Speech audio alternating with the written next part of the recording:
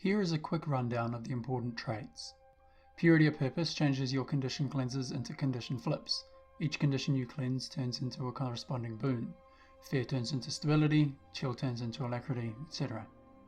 Comeback Cure will apply regen for every condition you flip.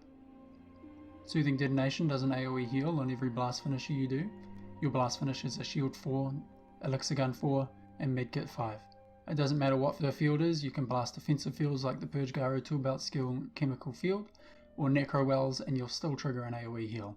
Medical Dispersion Field basically just amplifies all your healing.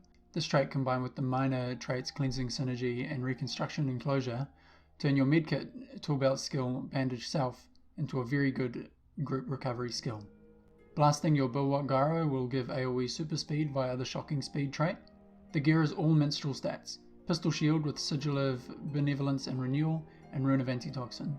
Your food is delicious rice ball, and your nourishment is bountiful maintenance oil. The key skills to remember in your rotation are Medkit 3, Elixir Gun 3, and Purge Gyro. Rotate these skills well, and your group will have the upper hand. Before we start the fight, we blast our Stealth Gyros to stealth up.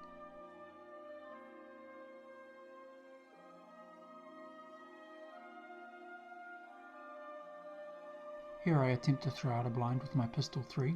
I engage with Fumigate and Defense Field. This provides stability and also means that any conditions that are applied in the engage are immediately flipped to boons, with the added effect of applying poison and vulnerability to the enemy group, negating their healing and making our bomb hit harder.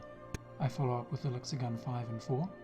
This does have the potential to put me slightly out of position, but I know my commander doesn't want to push through the bridge, so I'm safe to Elixir Blast backwards.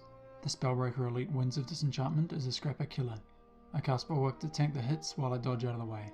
Steer clear of these. You'll die if caught in one. After I avoid the winds, I start my Medkit rotation. I throw the Cleanse Field down, followed by the blast, and I notice we're in serious trouble, so I start channeling Bandage Self and Medkit 4 to try to mitigate the bomb we took. Elixir Gun is back up, so I do the Elixir Gun 5 and 4 combo, and fumigate the downs that we're standing on. The Condi Drain isn't slowing down, so activate Purge Gyro and throw the bandages out. I notice their group pushing into melee range, so I drop a Poison Field and a Bulwark to help tank the damage. I spray our guys, and when our commander pushes, I take an entire bomb.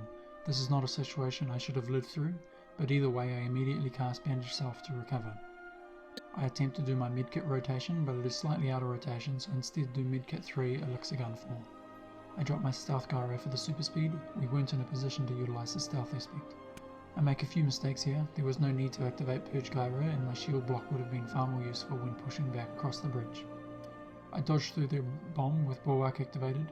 Medkit is all off cooldown. This is not a good sign. You should always be throwing your bandages and your Medkit full. I also pop Bandage Self, another bad move. Save this for when you get dumped on. It is not part of the Condi Cleanse rotation, and it is a reactionary heal skill.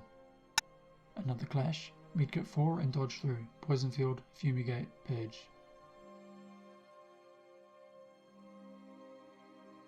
Next huge mistake, I should not have Elixir blasted over the enemy Zerg, even though I knew the commander was going to the position I leapt to. I starved the group of a good chunk of healing. You need to push your group, not pull. The fight is basically done at this point. My rotation is gone, I am flailing and using what I can to stay alive. We've lost too many DPS and my support capabilities are shot. We last long enough for their Spellbreaker to drop a winds and finish us off.